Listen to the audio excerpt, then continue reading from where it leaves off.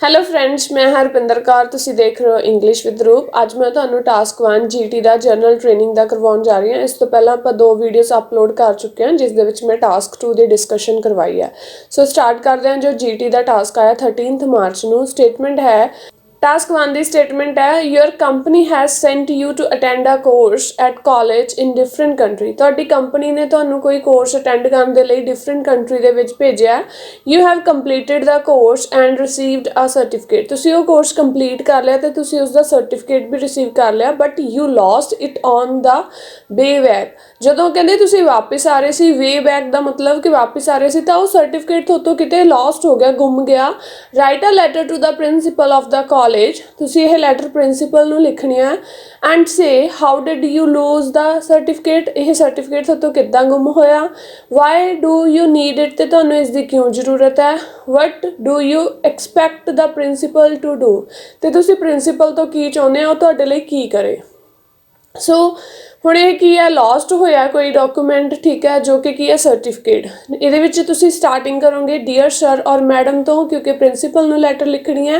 Then comma ਲਗਾਉਣਾ ਬਹੁਤ ਜ਼ਰੂਰੀ ਹੈ। ਉਸ ਤੋਂ ਬਾਅਦ ਜੋ ਇਹ ਲੈਟਰ ਸਟਾਰਟ ਹੋਣਾ ਬਿਲਕੁਲ ਲੈਫਟ ਸਾਈਡ ਤੋਂ ਸਟਾਰਟ ਹੋਣਾ, ਕੋਈ ਅੱਗੇ ਸਪੇਸ ਨਹੀਂ ਦੇਣੀ। ਇਸ ਤੋਂ ਬਾਅਦ ਤੁਸੀਂ ਇੱਕ ਲਾਈਨ ਛੱਡੋਗੇ।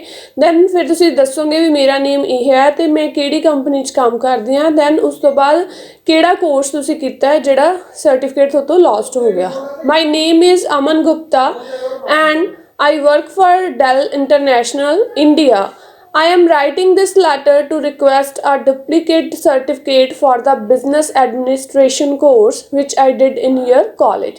ਕਹਿੰਦੇ ਮੇਰਾ ਨੇਮ ਕੀ ਹੈ, ਅਮਨ ਗੁਪਤਾ ਹੈ ਤੇ ਮੈਂ ਡੈਲ ਇੰਟਰਨੈਸ਼ਨਲ 'ਚ ਵਰਕ ਕਰਦਾ ਹਾਂ, ਠੀਕ ਹੈ। And I M writing this letter, ਕਾਤੇ ਲਿਖ ਰਹੀ ਹਾਂ, ਕਹਿੰਦੇ ਮੈਂ ਇਹ ਲਿਖਿਆ ਹੈ ਲੈਟਰ ਕਿਉਂਕਿ ਮੇਰਾ ਜੋ ਗੁੰਮ ਹੋਇਆ ਸਰਟੀਫਿਕੇਟ ਉਸਦੀ ਮੈਂ ਡੁਪਲੀਕੇਟ ਕਾਪੀ ਚਾਹੁੰਦਾ, ਠੀਕ ਹੈ।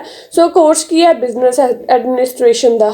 3 months ago, 3 ਮਹੀਨੇ ਪਹਿਲਾਂ ਕਹਿੰਦੇ my company has provided me a great opportunity to attend 6 months programming course in your college but I have lost precious certificate. ਕਹਿੰਦੇ 3 ਮਹੀਨੇ ਪਹਿਲਾਂ ਮੈਨੂੰ ਕੰਪਨੀ ਨੇ ਇਹ ਬਹੁਤ ਵਧੀਆ ਓਪਰਚੁਨਿਟੀ ਦਿੱਤੀ ਸੀਗੀ ਕਿ ਮੈਂ 6 month ਦਾ ਇਹ ਪ੍ਰੋਗਰਾਮ ਕੋਰਸ ਕਰ ਸਕਦਾ, ਬਟ ਕੀ ਹੋਇਆ, ਮੇਰਾ ਜੋ ਲੋਸਟ ਹੋ ਗਿਆ ਸਰਟੀਫਿਕੇਟ ਜੋ ਮੈਂ ਇਹ ਕੋਰਸ ਕੀਤਾ ਸੀ।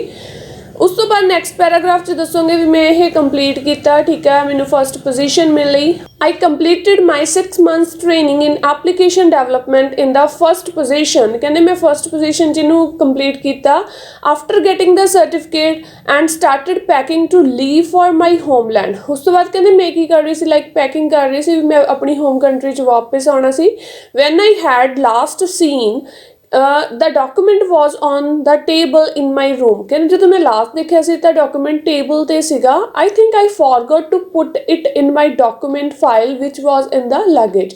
ਬਟ ਮੈਨੂੰ ਕਹਿੰਦੇ ਇੱਦਾਂ ਭੁਲੇਖਾ ਲੱਗਿਆ ਵੀ ਮੈਂ ਭੁੱਲ ਗਈ। ਮੈਨੂੰ ਲੱਗਾ ਕਿ ਮੈਂ ਉਹ ਸਾਰਾ ਡਾਕੂਮੈਂਟਸ ਕੀ ਕਰ ਲਿਆ, ਆਪਣੇ ਲਗੇਜ ਵਾਲੇ ਉਹਦੇ ਵਿੱਚ ਡਾਕੂਮੈਂਟ ਫਾਈਲ ਹੈ ਜਿਹੜੀ, ਮਤਲਬ ਕਿ ਉਹਦੇ ਵਿੱਚ ਪਾ ਕੇ ਮੈਂ ਆਪਣੇ ਲਗੇਜ 'ਚ ਪਾ ਲਏ ਸੀ।